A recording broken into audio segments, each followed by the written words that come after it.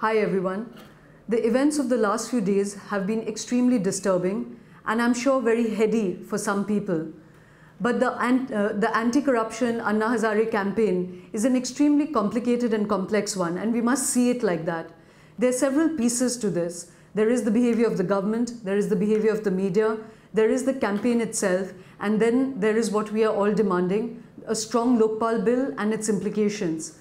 To look at the government's behavior first, it goes without saying that the arrest of Anna Hazare is something that we must all condemn across the board, because it is crushing our civil liberties, it is diminishing the space for protest, all of which is the absolutely foundation stone of democracy. And no matter how much you disagree with someone, democratic societies must defend with their last breath the right of every citizen to have their say peacefully. But the government's behavior is also upsetting for many other reasons. For me personally, there have been all these comparisons with the emergency era, but I think those are misplaced because this government doesn't even have the political will to be genuinely draconian. They have instead reduced politics to petty bureaucrities. They have hidden behind the small print and administrative rule books, right from the Prime Minister to the Home Minister to all the powerful ministers in this government have shown a singular lack of political imagination. It's not just with the arrest of Anna Hazare, but right from the beginning when this anti-corruption campaign began, they have met it at each stage with the kind of myopia of a schoolboy debate. They have looked at it only in the immediate context. At no point have they been able to pull themselves out, look at the validity of what is being demanded, and respond to it in a mature and creative way. In urban India today, politics has largely become a dirty word, but politics is an understanding of human nature. Politics is understanding the nature of power. It is the capacity to anticipate events, to manage situations, to build bridges, and to take people of very varying views and colors along with you. It is also the capacity to both be a statesman and a strategist. This government looks like it's lost all of that. And that is what makes this arrest of Anna Hazare such a humiliating event for everybody. All democratic societies really have the tools, both moral and strategic, to fight against obvious oppression. But as I said, there's not been any real fear that Anna Hazare is going to be locked into a dungeon for many years without recourse, or that he's going to be physically manhandled, or that any of the supporters of this campaign are going to be physically manhandled. So it's not really overt draconianism that we are really worried about. It is this resort to the petty details of administration behind which they have taken extremely inimical decisions, which is what is problematic. It is also, I'm going to come to the second stage of what the government's been doing wrong slightly later, because what I want to address also is the problem with the campaign itself. Again, it goes without saying that unless someone is really out of their minds or extremely entrenched, nobody would want corruption to remain at the kind of widespread level that it does. So the messaging of this campaign is superb. The fact that they've been able to mobilize the kind of support that they have managed is also superb. But what is it that this campaign is really demanding?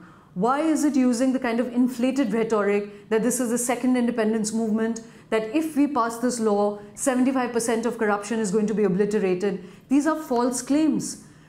This is a very important campaign. This is an important mood that has been created in the country. It will create a deterrence, but we must step back enough to understand what is the demand of this campaign. The demand of this campaign is the Jan Lokpal bill. The Jan Lokpal bill, for all its good intention, is an extremely flawed and dangerous piece of legislation.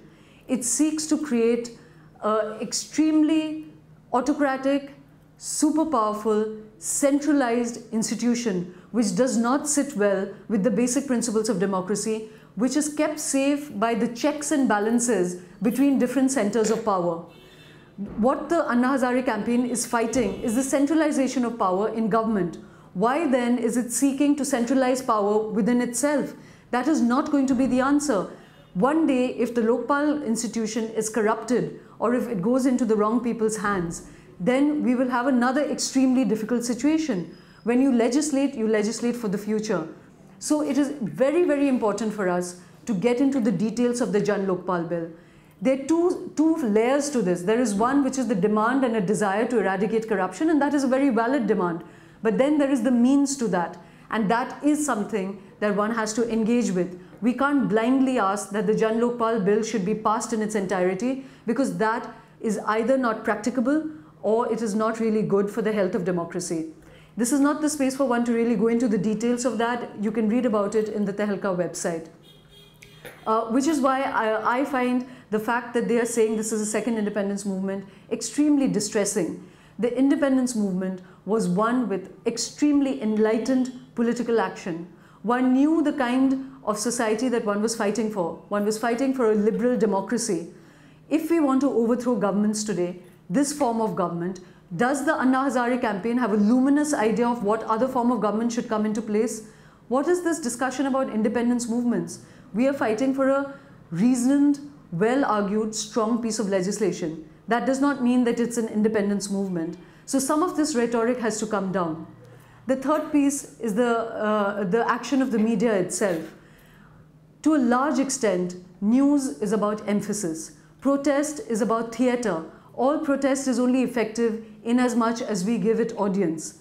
It is, to a large extent, again, it's complicated, that it's important that the Anna Hazare campaign has got the attention it gets, because as I said, it has created a mood of deterrence. It will certainly make the political class more careful, more circumspect about not being as brazen as they have been about corruption.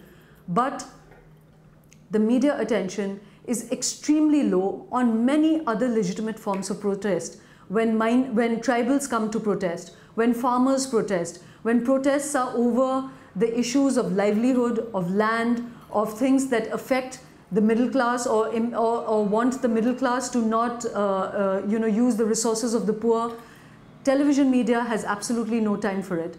And those protests then are crushed, the police shoot at them, and no attention, proportionate attention is given. So this kind of whipped up hysteria is extremely distressing, because in many ways this campaign is an apolitical campaign. It wants to sweep corruption aside without thinking about the root causes of corruption. It does not see how all of us are entrenched in systems of corruption, and it is not going to go away by just bringing in one piece of law.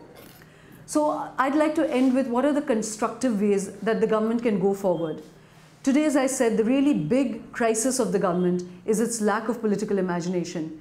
Instead of demonizing the Anna Hazare group and the campaign, it should really have understood that the Jan Lokpal bill itself has critics from extremely well-meaning and well-thinking individuals within civil society itself. So in good faith, it should have broadened this debate, and it can still do so. It can invite much larger discussion on both drafts of the bill. The government's draft, which I've forgotten to mention, is an extremely bad-intentioned and badly drafted bill, and the Anna Hazare team is right to be angry with that bill. But because their own bill is faulty, the government should be inviting a much larger debate on both the drafts, so that at the end, what this campaign will achieve is an extremely rationalized, well-argued piece of legislation which accomplishes the aims. And what are the aims? The aims is to be able to curb corruption by creating oversight mechanisms that are transparent, have no conflict of interest, and have teeth, but which are not becoming centralized in themselves. It is fairly easy to come up with a law like that if this debate would happen in a less polarized and less angry environment. Today, the initiative for that lies squarely in the government's court, not necessarily with the Anna Hazare team, because it is for the government to take the initiative. And I hope in the days to come, that is what the government will do, because otherwise the fruit of this campaign may eventually be something that none of us had looked for. Thanks for listening in.